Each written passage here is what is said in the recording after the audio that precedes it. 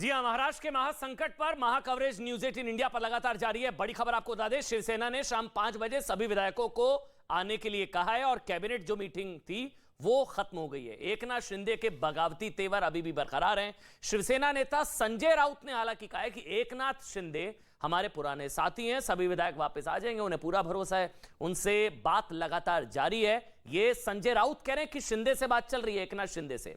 एकनाथ शिंदे ने कोई शर्त नहीं रखी है। पहले इस तरह की खबरें थी कि उन्होंने शर्त रख दी है कि बीजेपी के साथ अगर आप समझौता कर ले तो मैं वापस आ सकता हूं, लेकिन एकनाथ शिंदे ने कोई शर्त नहीं रखी है। यह दावा है संजय राउत का। संजय राउत ने कहा है कि पार्टी की प्रतिष्ठा सबसे ऊपर है, ज्यादा से ज्यादा सत्ता ही जाएगी। मतलब उनको भी समझ में आ रहा है कि मामला थोड़ा गड़बड़ा रहा है इस समय, क्योंकि वो भी कहते नजर आ रहे हैं कि ज्यादा से ज्यादा क्या, सत्ता ही तो जाएगी। और वो ये भी कह रहे हैं कि जब इस तरह की स्थिति होती है तो विधानसभा भंग होती है। हालांकि खबर यह है, हमारे सोर्सेस ये बता रहे हैं कि गवर्नर जो है वो भंग करने की अगर इस तरह की रिक्वेस्ट आती है तो उसको वो नहीं मानेंगे। सुन लीजिए एक बार संजय राउत को। राउत साहब, आपने जो ट्वीट किया है उसको, उसके संकेत क्या समझे? क्या महाराष्ट्र की जब इस प्रकार की सिफारिश भी कर सकती है सरकार? जब इस प्रकार की स्थिति किसी राज्य में निर्माण होती है तो मैंने देखा है, ये इतिहास है राजनीति कि विधानसभा भंग की जाती है। महाराष्ट्र की स्थिति कुछ ऐसी बनी हुई है, जिस प्रकार से विधायकों को पकड़कर किडनैप करके बाहर के राज्य में लेकर जाने का जो प्रयास चल रहा है, आपने देखा होगा एक विधायक नितिन देशमुख जो अकोला से नागपुर पहुंचे हैं, उसके लिए उसको क्या क्या करना पड़ा आपने देखा। उसने अपनी पूरी आपबीती सुनाई, कैसे उसके साथ मारपीट हुई, कैसे उसको गलत तरीके से अस्पताल में भर्ती किया, गलत तरीके से उसका ऊपर इलाज किया, गलत तरीके से उसको इंजेक्शन दिया गया। वो तो बोल रहा है कि मुझे मारने की ही साजिश थी। लेकिन शिंदे साहब ने कुछ देर पहले हमसे बात करते हुए साफ कहा कि उनको किसी भी तरह से किडनैप नहीं किया गया, जबकि किडनैप अगर किया होता तो उनके 2 लोग उन्हें नागपुर एयरपोर्ट पर छोड़ने नहीं आए। ठीक है, बात ऐसी है कि मेरी भी सुबह एकनाथ जी से बात हो गई है, बार बार होती है, लेकिन जो नितिन देशमुख ने कहा वो बयान में आपके सामने लाया। और ऐसे बहुत से एमएलए वहाँ हो सकते हैं, और मुझे आज भी पूरा विश्वास है कि जो एमएलए गुवाहाटी में बैठे हैं शिवसेना के, वो सोचेंगे और सोच रहे हैं। खुद एकनाथ शिंदे साहब भी सोचेंगे, हमारे मित्र, हमारे साथी, और वापस वो हमारे परिवार में दाखिल होंगे।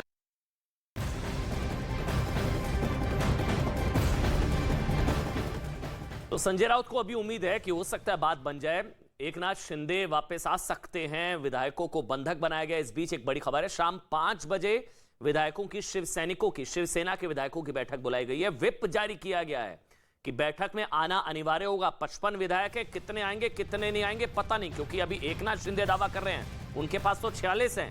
अब 55 में से क्या 9 विधायक पहुंचेंगे शाम 5 बजे? अब क्या होगा देखिए, 5 बजे स्थिति जो है वो लगभग साफ हो जाएगी, क्योंकि शाम 5 बजे कितने विधायक प्रकट होंगे इस बैठक में, यह महत्वपूर्ण हो जाता है। सदस्यता रद्द की जा सकती है, व्हिप जारी कर दिया गया है। यह व्हिप जारी करने का मतलब यह होता है कि आपको आना होगा, आना अनिवार्य है, और नहीं आने पर कार्रवाई हो जाएगी। अनुशासनात्मक कार्रवाई होती है, इसमें सख्त एक्शन लिया जाता है। शाम 5 बजे विधायकों को बुलाया गया है। महाराष्ट्र की सियासत पर यह बड़ी खबर, व्हिप जारी किया गया है। शाम 5 बजे शिवसेना ने व्हिप जारी कर दिया है, और वो कह रहे हैं संजय राउत की मैंने 1 घंटा बात करी है, 1 घंटे के करीब बात हुई है। कल उद्धव ठाकरे की भी बात हुई थी। यतेंद्र इस वक्त मेरे साथ, मेरे सहयोगी बीजेपी दफ्तर मुंबई से इस वक्त लाइव जुड़ चुके हैं। यतेंद्र, 55 कितने पहुंचेंगे? मतलब 5 बजे 55 में से कितने पहुंच जाएंगे? क्योंकि शिंदे साहब तो कह रहे हैं 46 उनके पास है। देखिए, बिल्कुल शिंदे साहब कह तो जरूर रहे हैं, दावा कर रहे हैं कि 46 एमएलए उनके साथ हैं, लेकिन अभी तक जो जानकारी सोर्सेस के आधार पर मिल रही है वो 33 से 35 एमएलए अभी शिवसेना के वहां तक हैं। बाकी के कुछ निर्दलीय विधायक उनके साथ हैं, और 32 से 35 एमएलए जो शिवसेना के हैं वो अभी तक हैं। क्योंकि माना यही जा रहा है, सोर्सेज जो दावा कर रहे हैं कि अगर 37 का आंकड़ा पूरा हो जाता तो अब तक जो पत्र राज्यपाल के पास पहुंचना था वो पहुंचा दिया जाता और टूट हो जाती। क्योंकि एकनाथ शिंदे के बयान को आप देखिए, जो हमारे सहयोगी विवेक गुप्ता के साथ उन्होंने बातचीत की, तो कहीं भी वो पार्टी तोड़ने की बात करते हुए नजर नहीं आ रहे, क्योंकि उनको पता है कि इस तरह का एक भी बयान बाहर ही पड़ सकता है और उसका बहाना बनाकर, उसको आधार बनाकर शिवसेना उनके खिलाफ कार्रवाई कर सकती है, क्योंकि डिप्टी स्पीकर के हाथ में बहुत कुछ होता है। अयोग्यता, जो मेंबरशिप, जो विधायकों की जो योग्यता है, उसको खत्म किया जा सकता है। तो अभी तक ऐसा कोई भी बयान पार्टी तोड़ने का लेकर नहीं दिया गया। जहां तक आप संजय राउत के बयान की बात करेंगे, जो उन्होंने विधानसभा भंग करने को लेकर ट्वीट किया था, तो सूत्र यही भी दावा कर रहे हैं कि वो केवल रिएक्शन जानना चाहते थे कि बीजेपी की तरफ से क्या रिएक्शन आएगा, और रिएक्शन भी तुरंत आया कि राज्यपाल के हाथ में विधानसभा भंग करने का जो अधिकार है वो राज्यपाल के हाथ में, केवल मुख्यमंत्री उसे रिकमेंडेशन कर सकता है। तो ये केवल ये पॉलिटिक्स टैक्टिक्स जो चल रही है उसको है कि जो आजमाइश दोनों तरफ से की जा रही है कि क्या उनकी तरफ से अगर कोई पॉइंट आता है तो दूसरी तरफ से क्या उसका रिएक्शन आएगा, तो इसको इस तरह से समझा जा सकता है। वहीं इनके पास अभी भी एक, ये जब तक 37 विधायक नहीं हो जाएंगे तब तक टूट नहीं होगी, ये बीजेपी वाली बात। बिल्कुल आप सही कह रहे हैं यतेंद्र, यही सबसे बड़ा जो सवाल आप उठा रहे हैं कि अगर भाई होते हैं 37, होते हैं 46, तो फिर इंतजार किस चीज का कर रहे हैं शिंदे साहब? ये जो यतेंद्र सवाल उठा रहे हैं, ये सबसे बड़ा सवाल है कि 37 आ जाएंगे तो एंटी डिफेक्शन लॉ भी नहीं लगेगा, फिर तो कोई कार्रवाई का डर भी नहीं होगा। और अगर है उनके पास 46 जैसा कि वो दावा कर रहे हैं, तो फिर इंतजार किस चीज का है? वो तो कह रहे हैं मैं सच्चा शिवसैनिक, मैं हूं शिवसेना, असली शिवसेना मैं हूं। अरुण भी इस वक्त मेरे साथ जुड़ चुका है। अरुण, मैं आपके पास आऊंगा, वो आपको लाइव नजर आ रहे हैं। लेकिन कांग्रेस विधायकों से मुलाकात के बाद कमलनाथ ने शरद पवार से मिले और कहा कि एनसीपी जो है वो हर तरह से एमवीए, महाविकास आघाड़ी के साथ है और उनका साथ समर्थन देते रहेंगे कमलनाथ।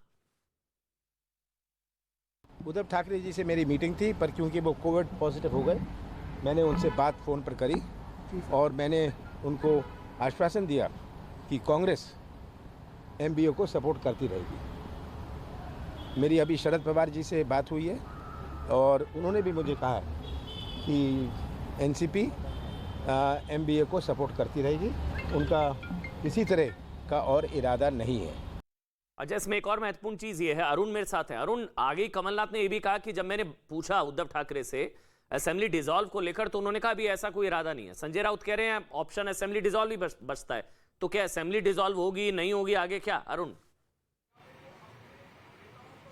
देखिए, महाविकास अघाड़ी की जो बैठक हुई थी, कांग्रेस और एनसीपी ये दोनों नहीं चाहते कि इस्तीफा देकर के तुरंत वो विधानसभा भंग करने की सिफारिश कर देंगे, क्योंकि उसमें पेच है। भगत सिंह कोश्यारी या जो भी कार्यवाहक राज्यपाल होगा, वो क्यों विधानसभा भंग करने की सिफारिश मानेगा उनकी?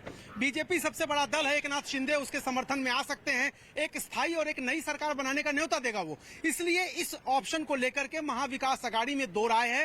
महाविकास अघाड़ी के ज्यादातर नेताओं का यह कहना है कि आप बहुमत साबित करिए। बहुमत साबित करने से फायदा ये होगा कि जब फ्लोर ऑफ द हाउस आप बहुमत साबित करेंगे, जो विधायक आपके पक्ष में वोट नहीं करेंगे आप व्हिप जारी करेंगे, और अगर उनको मान्यता तब तक नहीं मिलती है, जल्दबाजी में अगर आप बहुमत साबित करने की बात करते हैं, हालांकि इसमें भी पेश है कि राज्यपाल सत्र कब बुलाते हैं कब नहीं बुलाते हैं, लेकिन फिर भी बहुमत साबित करने के लिए जाएंगे तो आपके पास एक सॉलिड वजह होगी कि जो विधायक नहीं आ रहे हैं पार्टी की बैठकों में, या आप बहुमत साबित करने की जो बैठक होगी उसमें व्हिप जारी कर दिया जाए और उन पर कार्रवाई की जाए, उनको डिस्क्वालीफाई कर दिया जाए।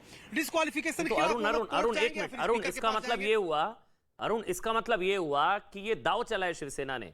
अब अगर 5 बजे शिवसेना के विधायक नहीं आते हैं तो वो डिस्क्वालीफाई हो जाएंगे फिर उस हिसाब से, या उन पर कार्रवाई हो जाएगी? देखिए, ये कोशिश करेंगे, यही तो बात है, यही टेक्निकल पॉइंट है कि पार्टी की बैठक में नहीं अगर आप आते हैं, पार्टी के व्हिप का उल्लंघन करते हैं, तो आप पर कार्रवाई हो सकती है। कार्रवाई कब होगी, उसका फैसला कब होगा, क्योंकि स्पीकर है नहीं, डिप्टी स्पीकर है वो, एनसीपी का स्पीकर नहीं है। लेकिन कार्रवाई तब तक होगी, नए गुट को कब तक समर्थन मिलता है। अगर नया गुट आके कहे कि हमारे पास 2/3 है, तब तो स्पीकर को उसको मान्यता देनी पड़ेगी, डिप्टी स्पीकर जो इस वक्त हैं। तो ये इसीलिए कई पेच है, शिवसेना समय बाई करना चाह रही है। उसके लिए जरूरी है कि कानूनी दावपेच में इस पूरे मामले को उलझाया जाए। जब तक कि 37 उनके पास नहीं हो जाते, उसके पहले उनको डिस्क्वालीफाई कर दिया जाए, ताकि ये मामला या तो कोर्ट में चला जाए, या ये मामला स्पीकर या डिप्टी स्पीकर जो इस समय उनके पास चला जाए, टाइम मिले, समय मिले और उसको फंसा दिया जाए। इसीलिए जो विधानसभा भंग करने की बात है, पता है शरद पवार को, पता है कि वो राज्यपाल नहीं मानेंगे। राज्यपाल का काम होता है किसी राज्य में स्थिर संभावना, स्थिर सरकार की संभावना तलाशना, और वो तलाशेंगे क्योंकि बीजेपी सबसे बड़ी पार्टी है, तो उसको सरकार बनाने का आमंत्रण निमंत्रण दिया जाएगा। ऐसे केस में अरुण 2 ऑप्शन है, या तो भंग कर दी जाए तो रास्ते बंद हो जाएंगे शिंदे साहब के, दूसरा 5 बजे बैठक बुला लिया, वो उसमें नहीं आते हैं तो उन पर कार्रवाई की जा सकती है। 2 ही रास्ते हैं। वैसे न्यूज़ 18 इंडिया ने शिवसेना नेता एकनाथ शिंदे से भी एक्सक्लूसिव बातचीत की, विवेक ने, मेरे सहयोगी, और एकनाथ शिंदे ने कहा कि हम लोग शिवसेना में हैं, हम बाला साहब ठाकरे के शिव सैनिक हैं। एकनाथ शिंदे ने यह भी कहा कि हम हिंदुत्व की लाइन को फॉलो करते हैं, हमें शिव सैनिक। अब ये लड़ाई असली शिव सैनिक वर्सेस नकली शिव सैनिक, असली शिव सैनिक कौन? वो आगे कह रहे हैं कि हम बाला साहब के एजेंडे को आगे लेकर जाएंगे, हमारे साथ 46 विधायकों का समर्थन है। बहुत ध्यान से सुनिएगा एक एक शब्द क्या कहा है एकनाथ शिंदे ने। Hello hello. हाँ हेलो सर, नमस्कार सर। नमस्कार, विवेक बोल रहा न्यूज 18 से। हाँ बोलिए। सर ये पूछे थे वजह क्या थी सर, अचानक आप अपने विधायकों के लेकर सर वहाँ पहुँच गए सूरत और अभी गुवाहाटी? नहीं, हम लोग देखो शिवसेना में है, हम लोग बाला साहब के शिव सैनिक है जी सर। और हम लोग उनकी हिंदुत्व की लाइन को फॉलो कर रहे हैं।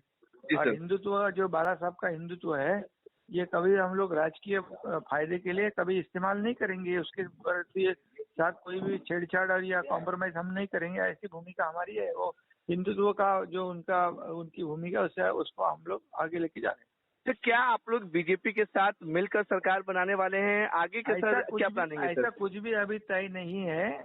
ऐसा कुछ भी जब हम कुछ तय करेंगे तो आपको बताएंगे। सर ये भी सुनने में आ रहा है कि आप अपनी अलग पार्टी बना रहे हैं सर, ऐसी ये जानकारी मिल रही है सर। ऐसा कौन बोला पार्टी बना? मैं कहा ना कि मैं शिव सैनिक हूँ, बाला साहब का शिव सैनिक। सर अगर उद्धव ठाकरे जी आपको वापस कन्विंस करते हैं बुलाने के लिए, तो सर आप आएंगे अपने विधायकों के साथ? अगर उद्धव ठाकरे आपको कन्विंस करते हैं वापस आने के लिए शिवसेना में अपने विधायकों के साथ, आप आएंगे? नहीं, लेकिन ऐसी कोई बात उनकी मेरी नहीं हुई है।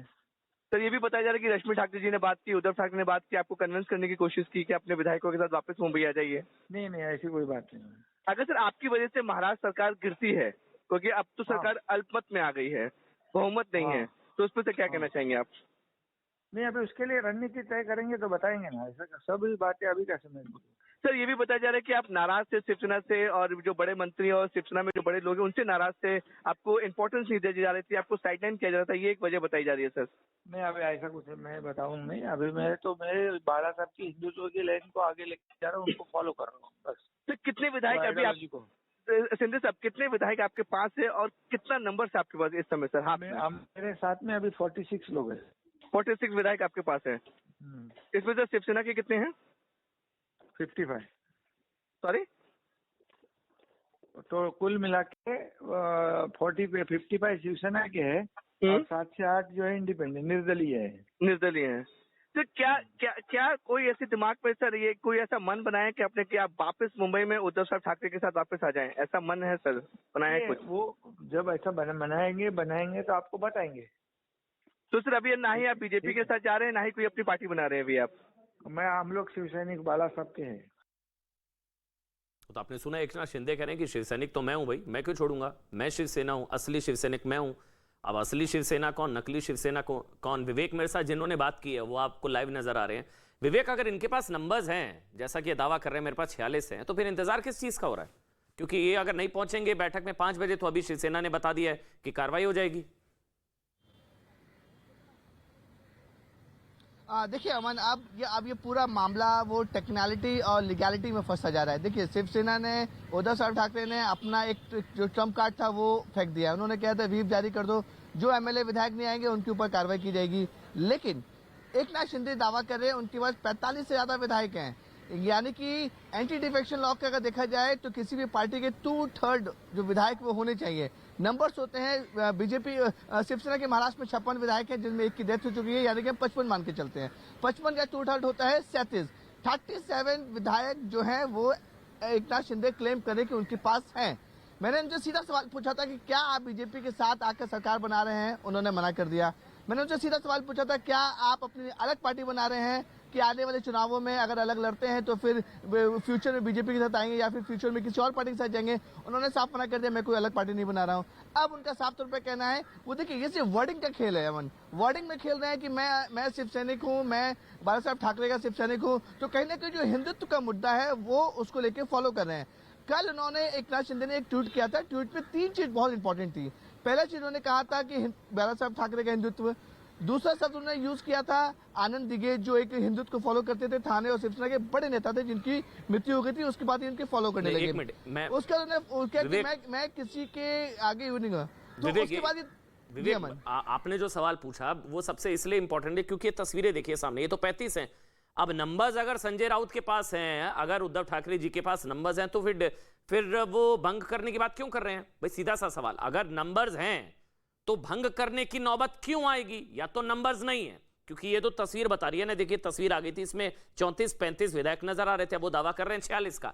अब सवाल एकनाथ शिंदे से, अगर आपके पास 46 है तो इंतजार किस चीज का भाई? 37 होने पर आपके ऊपर एंटी डिफेक्शन लॉ नहीं लगेगा, आपकी सदस्यता नहीं जाएगी। अगर आपके पास वाकई 46 है, सवाल संजय राउत से यह है कि भाई अगर आपके पास नंबर्स हैं तो फिर आप क्यों भंग करने वाली बात कर रहे हैं कि विधानसभा भंग हो जाएगी? क्योंकि पाला दोनों तरह से है। ये प्रेशर टेक्ट, जो अभी शब्द का इस्तेमाल अभी अरुण ने किया था, कि दरअसल ये प्रेशर गेम चल रहा है कि किस तरह से 5 बजे वाली बैठक है, किसी भी तरीके से इनको डरा दिया जाए, ये लोग वापस आ जाएंगे। डराया कैसे जा सकता है? एक तरीके से कि विधानसभा सदस्यता चली जाएगी, कार्रवाई हो जाएगी। कार्रवाई कैसे होगी? तो भंग करने पर हो जाएगी, या 5 बजे जो विप जारी किया गया, विप अगर फॉलो नहीं हुआ तो इन सब पर कार्रवाई हो सकती है। छोटा सा ब्रेक, इस महासंकट पर महाकवरेज लगातार जारी है न्यूज़ 18 इंडिया पर। और एक बड़ी खबर आपको बता दें, अफगानिस्तान में जो भूकंप आया था उसमें मरने वालों की संख्या 900 तक पहुंच गई है। भूकंप से अफगानिस्तान में जबरदस्त तबाही, 900 लोगों की मौत की खबर है। आपको बता दें, साउथ ईस्टर्न सिटी खोस्त से करीब 44 किलोमीटर दूर भूकंप आया था, और इसको लेकर शुरुआत में कहा गया 200-250। देखिए तबाही की तस्वीरें, अफगानिस्तान में जो भूकंप आया उसके बाद तबाही की ये तस्वीरें हम आपको दिखा रहे हैं। और अब जो खबर है वो ये है कि इसमें 900 लोगों की मौत हो गई है। पाकिस्तान में भी झटके महसूस किए गए थे, भारत तक महसूस किए गए इसमें झटके। जबरदस्त ये भूकंप आया था अफगानिस्तान में। ये इमारतों को आप देखकर अंदाजा लगा सकते हैं, तबाही का मंजर आप देख सकते हैं। और अब हमको जो खबर मिल रही है, 900 लोगों की मौत हो गई है। इतनी जबरदस्त तबाही, ये पूर्वी मतलब साउथ ईस्टर्न सिटी खोस्त से करीब 44 किलोमीटर दूर ये भूकंप आया था। और कल इसमें बार बार बताया जा रहा था कि शुरुआत में आंकड़ा 250 तक का बताया गया था।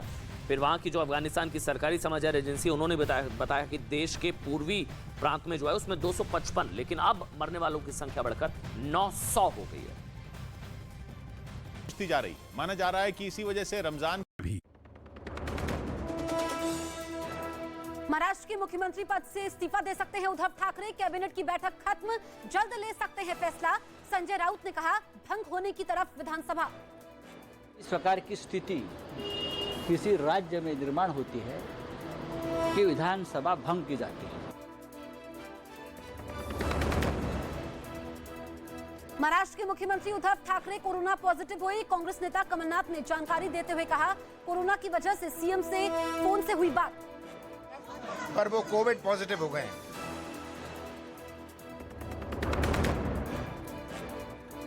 कोरोना संक्रमित होने के बाद अस्पताल में भर्ती हुए महाराष्ट्र के राज्यपाल भगत सिंह कोश्यारी, ट्वीट करके दी जानकारी। गोवा के राज्यपाल सत्यपाल मलिक ने लिया राज्यपाल का चार्ज। शिवसेना के बागी एकनाथ शिंदे की न्यूज़ 18 से खास बातचीत, कहा, हम बाला साहेब ठाकरे के शिव सैनिक हैं, उनके हिंदुत्व के एजेंडे को आगे ले जाएंगे। 46 एमएलए के समर्थन का दावा। 40 एमएलए अभी यहाँ मौजूद है।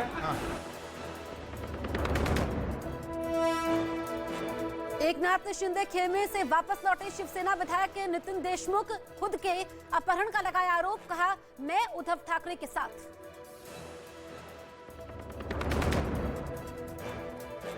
3 जून को कानपुर में हुई हिंसा के खिलाफ एसआईटी की बड़ी कार्रवाई। बाबा बिरयानी के मालिक मुख्तार बाबा को किया गिरफ्तार। मुख्य आरोपी हयात जफर को फंडिंग का आरोप। लगातार बाढ़ और बारिश से जम्मू कश्मीर के कई इलाकों में बाढ़ के हालात। बारामूला, शोपियां समेत कई जगहों पर भरा पानी। रामबन में स्कूलों को बंद करने का आदेश। असम में भी बाढ़ और बारिश से हालात खराब। 4 लाख से अधिक लोग प्रभावित। फंसे लोगों की मदद में जुटी रेस्क्यू टीम।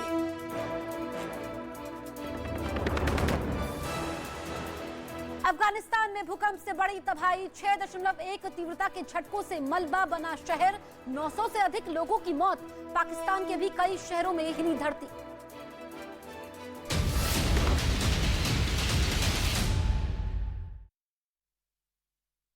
अब देखिए देश दुनिया की 20 बड़ी खबरें। महाराष्ट्र में चल रहे सियासी घमासान के बीच कैबिनेट की बैठक हुई। कोरोना संक्रमित होने के चलते मुख्यमंत्री उद्धव ठाकरे वर्चुअली बैठक में शामिल हुए। सूत्रों के हवाले से यह भी खबर है कि उद्धव ठाकरे मुख्यमंत्री पद से इस्तीफा दे सकते हैं। वहीं एनसीपी प्रमुख शरद पवार ने सीएम उद्धव ठाकरे से फोन पर बात की है और आगे की रणनीति बनाने को लेकर चर्चा भी की है। शिवसेना नेता एकनाथ शिंदे न्यूज 18 इंडिया से की बातचीत और कहा कि हमारे पक्ष में 46 विधायकों का समर्थन है। हम बाला साहब के शिव सैनिक हैं और हम बाला साहब के एजेंडे को आगे लेकर जाएंगे।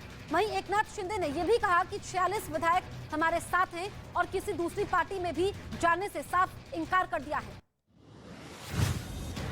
महाराष्ट्र के औरंगाबाद में शिवसेना के बागी विधायकों के खिलाफ कार्यकर्ता सड़कों पर उतर आए हैं। हाथों में बैनर और पोस्टर लेकर शिवसेना कार्यकर्ताओं ने एकनाथ शिंदे समेत सभी बागियों के खिलाफ नारेबाजी की। इस बीच शिवसेना कार्यकर्ताओं ने शिंदे पर बाला साहेब की पार्टी से विश्वासघात का आरोप भी लगाया। केंद्र सरकार की अग्निपथ योजना के खिलाफ आरजेडी नेता राबड़ी देवी समेत तेजस्वी और तेज प्रताप यादव ने पैदल मार्च निकाला। विधानसभा परिसर से राजभवन तक विधायकों के साथ तीनों नेता पहुंचे और राज्यपाल को अग्निपथ योजना वापस लेने का ज्ञापन सौंपा। इस पैदल मार्च में महागठबंधन में शामिल विपक्षी पार्टियों के विधायक और विधान परिषद मेंबर भी शामिल हुए। अग्निपथ योजना के खिलाफ चेन्नई में छात्रों ने प्रदर्शन किया। एमजीआर सेंट्रल रेलवे स्टेशन के बाहर छात्रों की भीड़ इकट्ठा हुई और हंगामा शुरू कर दिया। हालात पर काबू पाने के लिए पुलिस ने प्रदर्शनकारियों को रोकने की कोशिश की, लेकिन बेकाबू छात्र प्रदर्शन के समय पुलिस से नोकझोंक करते बैरिकेडिंग पर चढ़ गए। पिछले साल की तरह इस साल भी आतंक पर सेना का कड़ा प्रहार जारी है। जम्मू कश्मीर में अब तक सुरक्षा बल 32 विदेशी आतंकवादियों समेत 118 आतंकवादियों का सफाया कर चुके हैं। मारे गए 118 दहशतगर्दों में से 77 लश्कर और 26 आतंकवादियों का संबंध जैश ए मोहम्मद से था। इस बात की जानकारी आईजीपी कश्मीर विजय कुमार ने दी। उन्होंने बताया पिछले साल सेना ने 55 दहशतगर्दों को ढेर किया था। यूपी में अतिक्रमण के खिलाफ सरकार का एक्शन लगातार जारी है। सहारनपुर में रेलवे रोड पर एक होटल के सामने किए गए अवैध कब्जे को प्रशासन ने गिरा दिया है। अतिक्रमण के खिलाफ कार्रवाई के समय नगर निगम को होटल मालिक समेत आसपास के व्यापारियों का विरोध प्रदर्शन झेलना पड़ा। नगर निगम और स्मार्ट सिटी के अधिकारियों के विरोध में लोगों ने नारेबाजी भी की है। दिल्ली में अवैध अतिक्रमण के खिलाफ एमसीडी तेजी से कार्रवाई कर रही है। आईटीयू इलाके में नगर निगम ने 50 से ज्यादा अवैध ढांचों को चिन्हित करके बुलडोजर से गिरा दिया। एमसीडी के अधिकारियों का कहना है कि इस इलाके के लोग कोर्ट में अपने घर का मालिकाना हक साबित नहीं कर पाएंगे, इसलिए कोर्ट के आदेश के बाद अवैध निर्माण को ध्वस्त कर दिया गया। यूपी के गोंडा में दो पक्षों के बीच खूनी संघर्ष की तस्वीरें सामने आई हैं। जमीनी मसले को लेकर दो पक्षों के बीच जमकर विवाद हुआ। आरोप है कि एक पक्ष ने झगड़े के समय फायरिंग भी की। सोशल मीडिया पर विवाद का वीडियो वायरल होने के बाद पुलिस ने मामला दर्ज कर लिया है और आरोपियों को हिरासत में लेकर पूछताछ चल रही है। मुंबई से सटे नाला सोपारा से फायरिंग का सीसीटीवी वीडियो सामने आया है, जिसमें बदमाश लूटने के लिए फायरिंग करते हुए नजर आ रहे हैं। बीच सड़क पर बदमाशों ने 3 राउंड फायरिंग कर दी और शख्स से दाग लेकर फरार भी हो गए। वहीं फायरिंग में शख्स घायल हो गया और ये पूरी घटना सीसीटीवी कैमरे में रिकॉर्ड हो गई। पुलिस अब सीसीटीवी के आधार पर आरोपियों की तलाश में जुटी है।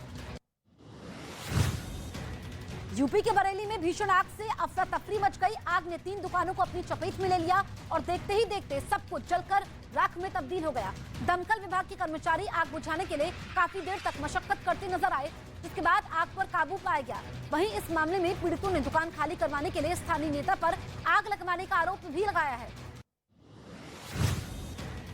हरियाणा के अंबाला में नशे की हालत में एक 60 साल का बुजुर्ग पानी की टंकी पर चढ़ गया। बताया जा रहा है कि परिवार से झगड़े के बाद बुजुर्ग पानी की टंकी पर चढ़कर हंगामा करने लगा, जिसकी सूचना मिलते ही दमकल कर्मचारी तुरंत मौके पर पहुंचे और बुजुर्ग से उतरने की अपील करते रहे। शराबी बुजुर्ग का यह पूरा हाई वोल्टेज ड्रामा करीब 3 घंटे तक चला। हालांकि समझाने के बाद वो पानी की टंकी से नीचे उतर आया।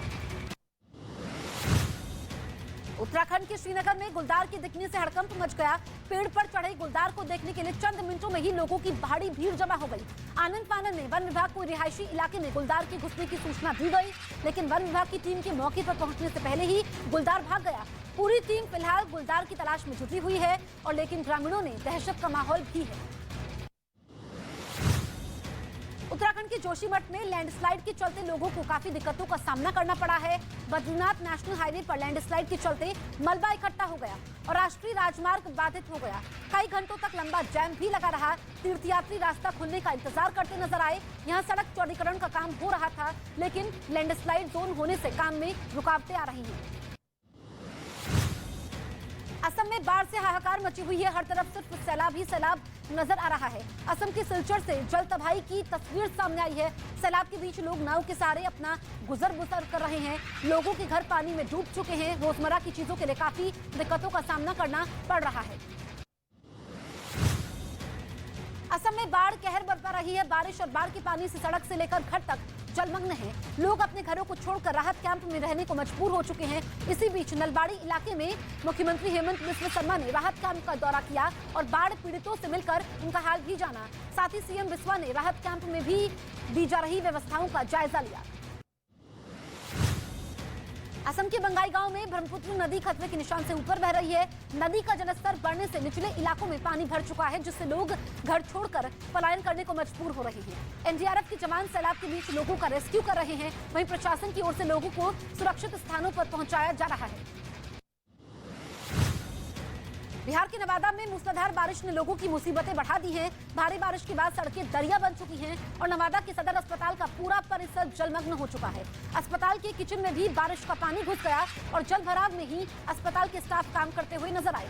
वहीं मरीज और उनके तीमारदारों को काफी दिक्कतों का सामना करना पड़ा है। बाबा बर्फानी की यात्रा से पहले बर्फबारी से गुलजार हुआ अमरनाथ। यात्रा से पहले गुफा और उसके आसपास हुई हल्की बर्फबारी के बाद तापमान में गिरावट दर्ज की गई है। घाटी में जहां बर्फबारी के बाद मौसम सर्द हो गया है, वहीं मैदानी इलाकों में बारिश ने ठिठुरन बढ़ा दी है। इसी महीने के आखिर में 30 जून से बाबा बर्फानी के दर्शन के लिए श्रद्धालु यात्रा की शुरुआत करेंगे। अफगानिस्तान में भूकंप ने मचाई भारी तबाही। भूकंप के तेज झटके के चलते अब तक करीब 920 लोगों की मौत हो चुकी है। पूर्वी बख्तियारा प्रांत में आए भूकंप की तीव्रता रिक्टर स्केल में 6 मापी गई है। अफगानिस्तान के काबुल से पाकिस्तान के इस्लामाबाद तक भूकंप के झटके महसूस किए गए।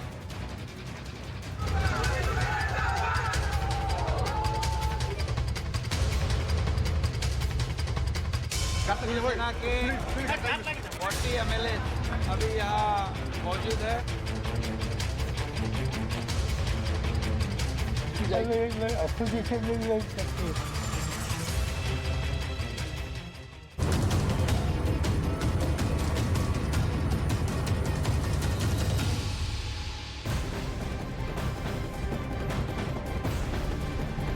जी हाँ, एकनाथ शिंदे शिवसेना के संकटनाथ बन गए हैं। शाम 5 बजे बैठक बुला ली है, व्हिप जारी कर दिया गया है और अब ये कहा गया है कि अब जो व्हिप जो जारी हुआ है उसके हिसाब से उसमें लिखा गया है कि जो बैठक में नहीं पहुंचेंगे उनके खिलाफ कार्रवाई होगी। कार्रवाई का मतलब है पार्टी से निकाला जाएगा।